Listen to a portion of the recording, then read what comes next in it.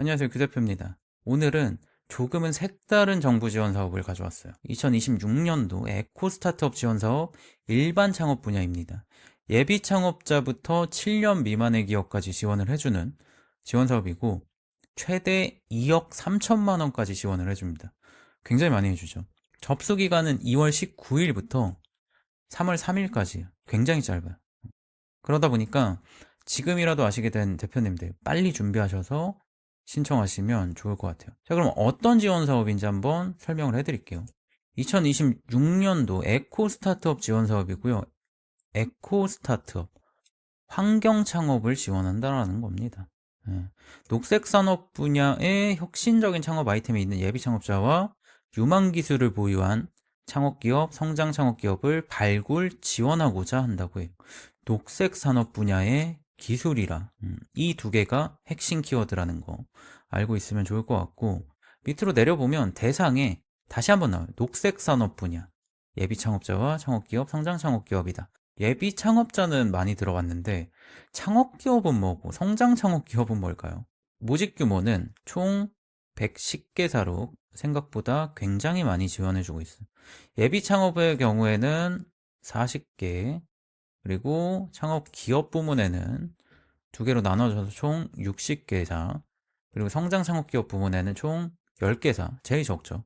근데 이 각각의 대상들이 예비 창업자들의 경우에는 공고일 기준으로 사업자 등록이 되어 있지 않은 개인을 대상으로 하는데, 예외적으로 최근 2년 이내에 사업자를 폐업한 경험이 있으시면 공고일 기준으로 사업자가 없더라도 지원이 불가합니다. 이 부분은 반드시 체크해 주시면 좋을 것 같고, 창업 기업이 공고일 기준으로 7년 이내의 창업 기업을 이야기해요.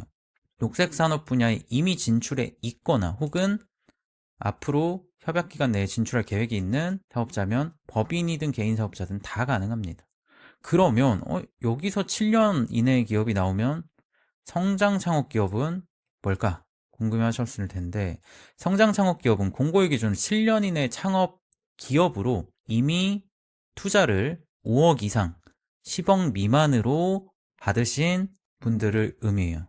투자를 그럼 99억 받은 기업들은 도대체 이 지원금 1억 정도 될 것 같은데 이거 받자고 나오느냐 궁금해 하실 텐데, 1억이 아니에요. 그 이상입니다. 지원금 항목인데 보시면은 예비 창업자는 6천만 원까지 지원을 해주고요. 창업 기업의 경우에는 8천만 원까지 지원을 해줍니다. 근데 아까 얘기 드렸던 투자를 받은 5억 이상 투자 받은 성장 창업 기업의 경우에는 2억 3천만 원까지 지원을 해줘요.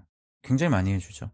한마디로 이 지원금 규모가 예비 창업 패키지, 그리고 창업 중심대학, 청년 창업사관학교 이 세 가지를 지원하시고 나서 그래도 난 부족하다 라고 생각이 되시면 에코 스타트업 쓰시라는 거. 어차피 선정되시면 하나밖에 못 받겠지만 그래도 선정 가능성을 높여놓는 방법으로는 가장 좋다라는 거죠. 그리고 위에서 얘기 드린 녹색 산업 분야가 도대체 무슨 분야냐? 밑에 보시면 과제 분야에 대한 설명이 나와 있습니다. 어떤 게 녹색 산업 분야인지 설명이 되어 있어요. 첫 번째로 1차 분야에 청정대기, 자원순환, 물, 탄소 저감, 마지막으로 일반 환경이라고 나와 있습니다. 그리고 2차 산업 분야에 청정대기 측정 감시, 산업 분야 배출 저감, 수송 분야 배출 저감, 실내 공기 정화, 실외 공기 정화라고 또 하나씩 세부적으로 나눠져 있어요. 측정 감시에 들어가 보면 실시간 대기 측정 장치, 사업장 배출 대기 오염 물질 측정 장치 여러 가지가 나와 있는데 마지막에 등이라고 나와 있습니다. 뭐뭐뭐뭐 등, 뭐뭐뭐뭐 등등등등등 나와 있죠. 이 등에는 굉장히 많은 의미가 담겨져 있어요. 여기에 나와 있는 것 이외에 측정 감시와 관련된 거 그 무엇이든 들어갈 수 있겠죠. 환경 관련되었다면, 환경을 보호한다면, 환경을 활용한다면 들어갈 수 있겠죠. 근데 이게 단순히 우리만의 생각이 아니라 밑에 내려보시면 위 분야와 관련된 서비스 등도 포함한다 라고 나와 있어요. 그러니까 범위가 생각보다 굉장히 넓어요. 에너지 전환이라고 하면 다음에 에너지를 생산하거나 효율적으로 이용하기 위한 제품 서비스 등이라고 나와 있죠. 예. 이 등이 마법의 단어인 거예요. 효율적으로 이용하기 위한 제품 서비스 등이라고 한다면 수소에너지, 연료전지, 히트펌프, ESS, 태양에너지, 풍력에너지, 수력, 뭐 되게 많은 에너지들이 있는데 이것들을 활용해서 조금 더 효율적으로 이용한다면 그게 제품이든 서비스든 등 안에 들어가서 포함이 된다라는 거죠. 그러니까 이 녹색산업 분야, 과제 분야를 이렇게 설계를 해놓은 게 대표님들 중에 굉장히 많은 분들 중에 자, 이분은 되고 이분은 안 돼요. 돌아가세요. 라고 하려고 하는 게 아니에요. 대부분 되시는데 대부분 포함이 되시는데 백지에다가 자, 대표님들 여기에다 한번 멋들어지게 여러분들의 녹색 산업 분야가 1차는 무엇이고 2차로 세부적으로 들어가면 어떤 분야고 3차로 한 번 더 들어가서 주요 내용이 어떻게 되는지 서술을 하세요. 작성해 주세요. 라고 하면 어려워하시잖아. 1차 분야는 뭐지? 2차 분야는 뭐지? 굉장히 쓰기 난해하다. 좀 모호하다. 라고 느끼실 수도 있으니까 과제 분야로 설정을 해서 이해하기 쉽게 정리를 해드린 거일 뿐이에요. 그렇다고 이 안에 우리가 지금 진행하려고 하는 게 직접적으로 텍스트로 써져 있지 않다고 이 분류에 속하지 않는 건 아니라는 거. 대부분 속하죠, 대부분. 이것 때문에 걱정하지 마세요. 과제 분야 때문에 이거 안 맞는다고 걱정하지 마세요. 그러니까 에코 스타트업을 지원해야겠다라고 생각하시는 분들은 대부분은 환경 관련된 아이템을 가지고 계세요. 그러다 보니까 이 과제 분야 안에 없다고 걱정하시는 거는 조금 이른 걱정이다라고 이야기를 드리고 싶고, 이 지원 사업이 진짜 어려운 이유는 사업계획서 때문에. 아니, 사업계획서가 어려워봤자지 백지보다 어렵겠어? 이렇게 생각하실 수 있는데 조금 다른 의미로 어렵습니다. 이 예비 창업자 대상의 사업계획서만 한번 체크를 해볼 건데, 과제 개요서, 보통 우리가 한 장이나 두 장 안에 쓰는 과제 개요서가 여기에선 최대 3페이지 이내로 핵심적인 내용만 작성해라 라고 되어 있어요. 그러니까 지금 여기 나와 있는 제품 소개, 녹색산업, 부합성, 개발 동기 및 목적, 기술성, 시장성, 기대효과, 이 5개를 최대 3페이지 이내로만 쓰라라는 거. 그러면 이게 3페이지까지만 쓰라 그러면 도대체 본문은, 사업계획서 본문은 얼마나 많이 쓰게 해주려는 거지? 기대되시죠? 음. 여기서 조금 다른 것들을 하나 짚고 넘어가면, 기술성이나 시장성이나 기대효과나 개발 동기 및 목적은 우리 많이 써보셨을 거예요. 근데 여기서 좀 처음 보는 게 녹색산업 부합성이라는 항목이 있습니다. 어디까지나 에코 스타트업 지원 사업이기 때문에 녹색산업, 환경 창업이라는 부분에 걸맞는 내용들을 쓰셔야 된다는 거. 그리고 조금 다른 게 지금 이 틀에서도 볼 수 있지만 뭔가 빽빽하게 프레임을 정해 놓았죠. 밑에 이 과제 개요서 바로 밑에 있는 항목들 보면 과제 목표, 정량적 목표, 요약표, 정성적 목표, 추진 일정표, 사업비 항목 보면 더 빼곡해요. 총사업비의 구성 내역 항목들이 다 세부적으로 나와 있죠. 자기 부담물에 대한 구성 내역 굉장히 세부적으로 나와 있죠. 현물에 대한 거, 현금에 대한 거 아주 세부적으로 나와 있습니다. 자, 여기까진 그러려니 할 수 있어요. 왜냐하면 다 도표 안에 어차피 써야 되는 것들이잖아. 자, 그러면 우리의 사업계획서 본문을 보면, 사업계획서 본문은 여기서부터 별도로 작성해서 PDF로 인쇄하여 파일로 제출해라 라고 나와 있어요. 그러니까 인쇄는 좀 잊으셔도 돼요. PDF로 제출해라 라는 겁니다. 10페이지 이내로 10페이지 이내로 작성하는 건데 분량 초과하면 감점이 있다라고 합니다. 글자 크기는 11에서 14포인트, 줄 간격은 14에서 140에서 160%, 그리고 증빙 서류는 분량 제한이 없다. 명확하게 구분해놨죠. 한마디로 10페이지 넘기면 감점이고, 글자 크기도 11포인트 이하면 감점이고, 줄 간격도 140% 이하면 감점이다라는 거. 양식의 목차는 변경 또는 삭제가 불가능하다라고 나와 있어요. 도표는 행추가나 일정 변경이 가능하며 행삭제는 안 되는 거예요. 필요시 사진이나 이미지 또는 도표 추가가 가능하다라고 나와 있어요. 우리가 정해준 틀은 깨지 말고 없애지 말고 그대로 사용하되, 행만 추가하거나 일정만 변경해서 그대로 사용하되, 도표가 추가적으로 더 필요하다면, 이미지가 추가적으로 더 필요하다면 추가하는 것까지는 우리가 감점하지 않겠다. 이 내용이에요. 위에서 프레임이 굉장히 잘 짜여진 이유가 있죠.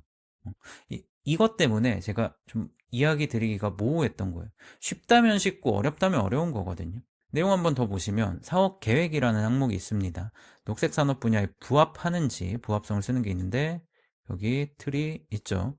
개발 동기 및 목적에 틀이 있습니다. 우리 아이템에 대한 이미지를 보여주는 틀이 있죠. 두 번째로 기술성 보면 창업자의 보유 역량이라고 나와 있는데 창업자가 보유한 경험이나 기술이나 노하우나 이런 것들을 기술성에서 보여주시라는 거예요. 당연히 틀도 있고요. 기술의 차별성도 경쟁 아이템 대비, 기존 아이템 대비 얼마나 우수한지, 얼마나 차별성을 가지고 있는지 이미지와 텍스트로 구분해서 작성해라 라고 명확하게 설정해 놨어요. 세 번째로 시장성에서는 경쟁력 확보 방안을 쓰시는 게 제일 중요합니다.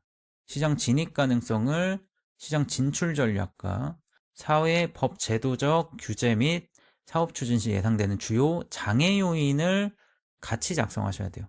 장애 요인이 나타나면 우리 어떻게 해야 되죠? 당연히 해결을 해야겠죠. 사업에 문제가 되지 않게 잘 해결해야 되겠죠. 해결 방안까지 쓰시는 게 맞습니다. 3-3에서는 환경법률 인허가 등 자체 사전 검토라는 게 있어요.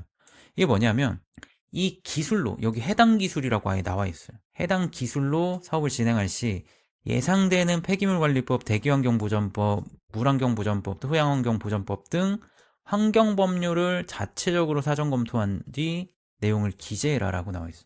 특히나 여기 뒤에 더 있는데 가능한 법령, 조항을 세부적으로 기재해라 라고 되어 있어요. 그러니까 이게 시장에 진출하려면, 사업화를 하려면 기술을 기반으로 사업을 했을 때, 기술 사업화를 했을 때 생각보다 법적인 문제가 많을 수 있으니까 자체적으로 사전 검토해보고 진짜 가능한 건지, 법적으로 문제 없는지, 혹은 장벽이 있진 않은지 그것들을 체크해보라는 거예요. 있다면 어떻게 해결할 수 있는지, 돌파해야 되는지도 들어가면 좋겠죠. 그 다음에 창업 에세이라고 나와 있습니다. 보통 팀을 쓰는 부분에 창업 에세이라고 나와 있어요. 이게 뭐냐면 위에서는 기술이나 뭐 사업성, 시장성이나 이런 것들을 봤는데 진짜 사업을 할 것인지, 왜냐면 기술 사업화의 포인트로 위쪽을 봤거든요. 기술 기반으로 보다 보니까 실제로 지속 가능한 사업을 영위하려는 의지를 확인하기 위해서 창업 에세이라고 이름을 지은 것 같고, 창업 동기가 무엇인지, 그리고 창업 아이템이 환경에 얼마나 어떻게 기여를 할 건지, 그리고 지난 1년 동안 창업을 하기 위해서 어떤 노력들을 해왔는지, 이것들을 질문당 10줄 내로 간단하게 작성하라고 되어 있어요. 다 정해져 있다라는 거예요. 프레임이 다 정해져 있어요. 이 프레임에 맞춰서만 잘 쓰시면 되고, 이 프레임을 수정할 생각은 절대 하시면 안 돼요. 아니, 절대. 이거 수정했다가 큰일 납니다. 수정하면 위에서 감점받는다고 했죠. 그리고 여기에 추가적인 내용이 있어서 이것도 한번 다뤄볼게요. 예비 창업자들 서류 평가의 경우에는 사업 계획이 60점입니다. 기술성이 25점이에요. 시장성이 15점이에요. 대표님, 근데 앞에서 기술 사업하라고 얘기했는데 기술에 대한 점수가 많이 없는 거 아니에요? 맞아요. 음. 왜냐하면 본인들이 이 지원 사업을 기술 사업화라고 표현하진 않았잖아요. 시장보다는 기술이 더 중요하다라고 판단하지만 역시나 지원 사업, 사업을 지원하는 거기 때문에, 창업을 지원하는 거기 때문에 사업 계획이 제일 중요하다라는 거. 사업 계획이 최고입니다. 예비 창업자뿐만 아니라 창업 기업도 마찬가지예요. 사업 계획이 50점, 기술성이 30점, 시장성이 20점입니다. 예비 창업보다 상대적으로 기술성의 배점이 조금 더 높아요. 조금 더. 근데 그래도 사업 계획이 절반을 차지할 정도로 역시 사업이 중요하다는 거예요. 기업이니까. 근데 마지막에 보면 성장 창업 기업, 5억에서 100억 사이에 투자를 받은 기업들, 이 기업들의 경우에는 사업 계획도 중요하지만 30점이지만, 기술성도 중요하지만 30점이지만 시장성이 제일 중요하지. 시장 확대를 얼마나 할 수 있는지, 시장에서 얼마나 성과를 낼 수 있는지가 제일 중요하다라는 거. 그래서 이번에 알려드리는 에코 스타트업 지원 사업은 대상별로 특징이 명확해요. 예비 창업자, 창업기업, 성장 창업기업별로 어떤 부분을 보고 평가를 받는지, 각각의 평가 요소별로 차이가 있진 않은지 명확하게 차이가 있습니다. 이 성장 트랙은 사실상 환경 스타트업을 뽑는다는 게 아니라 환경 산업에서 매출을 혹은 시장 확대를 가능한 기업을 뽑는 구조예요. 여기 보이시잖아요. 시장성 배점이 압도적으로 높잖아요. 이 지원 사업이 사실 다른 지원 사업이랑 다른 좀 결정적인 건 사업계획서 양식이 거의 다 들어가 있어요. 거의 다. 환경 법률 자체 검토하라는 것도 있고요. 그러다 보니까 이런 데서 점수가 갈려요. 대부분 시장이나 기술만 막 자세히 쓰고 법률 검토는 이게 간혹 공란으로 뭐 비워두시거나 두루뭉술하게 쓰시는 분들이 있으시거든요. 그러니까 환경사업은 기본적으로 규제를 모르면은 미리 알지 못하면 사업 자체가 불가능해요. 그러다 보니까 우리가 걸리는 법률이 규제가 뭔지 이것들을 명확하게 알고 있는지를 체크하기 위해서 법률 검토 부분이 있는 거거든요. 이게 평가위원 입장에서는 제일 중요하게 볼 수밖에 없어. 이거 반드시 체크했겠지라고 생각하고 보는 거예요. 근데 안 했다? 좋게 평가받긴 쉽지 않겠죠. 조금만 더 밑으로 내려가면 발표 평가 부분도 있는데 발표 평가에서 예비 창업자는 사업 목표 및 사업비 타당성이 30점, 그리고 창업 역량 및 기술성이 30점, 시장성 및 기대 효과가 40점입니다. 서류에서 봤던 것과 배점이 조금 달라졌죠. 골고루 중요한 것들을 평가하겠다라는 거예요. 창업기업의 경우에는 사업 목표 및 사업비 타당성이 30점, 사업 역량 및 기술성이 30점, 시장성 및 기대 효과가 40점. 역시나 비슷한 것 같지만 점수가 미묘하게 차이가 나죠. 성장 창업기업은 비슷합니다. 그나마 비슷해요. 네. 사업 목표 및 사업비 타당성이 20점, 사업 역량 및 기술성이 30점, 시장성 및 기대 효과가 50점. 역시나 시장이 제일 중요하다라는 포인트는 동일하게 가져가요. 에코 스타트업은 기본적으로 환경 아이디어만으로, 혁신적인 아이디어만으로 붙는 사업은 아니에요. 규제에 대한 사전 검토라든지, 사업비 집행 설계라든지, 증빙 가능한 목표라든지, 기술에 대한 사업화 전략 계획이라든지 이런 것들이 좀 명확하게 설계가 되어 있어야 되거든요. 그러니까 준비가 얼마나 잘 되어 있느냐를 보는 거. 그래서 이 에코 스타트업 준비하시거나 지원하시려고 하는 대표님들은 계획을 엄청나게 많은 양은 아니에요. 사업 계획서 양으로만 치면 본문은 10페이지 넘어가면 감점이라는데 얼마나 많이 쓰시려고. 딱 10페이지까지만 쓰세요. 많이 쓰실 필요도 없어요. 이 구조, 프레임워크를 하기가 좀 어렵다. 프레임워크 다 되어 있잖아요. 아까 봤잖아요. 그만큼 기준은 명확한 거예요. 그 기준만 잘 맞춰서 준비하시면 지원 사업을 충분히 받을 수 있을 겁니다. 기술의 혁신적인 부분들을 강조하기보다는 이 기술을 기반으로 인허가를 받을 수 있냐, 이 시장에서, 이 환경 분야에서 인허가나 법률 문제가 없느냐, 이런 것들을 먼저 체크해 보시고, 목표를 단순하게 우리 예비 창업자인데 1년 차에 100억, 1000억 벌 수 있어요 라고 하기보다는 실질적으로 도달 가능한, 증빙 가능한 목표를 세우는 게 훨씬 더 유리할 거예요. 이제 얼마 안 남았잖아요. 3월 3일 18시. 얼마 남지 않은 시간이지만 프레임이 명확하기 때문에 지금이라도 빠르게 준비하시면 일정이 충분히 여유롭게 준비하고 제출하실 수 있을 거예요. 다만 K스타트업 아니라는 거 누리집 통해서 신청을 시간 맞춰서 3월 3일 18시까지 신청을 하시길 바라겠습니다.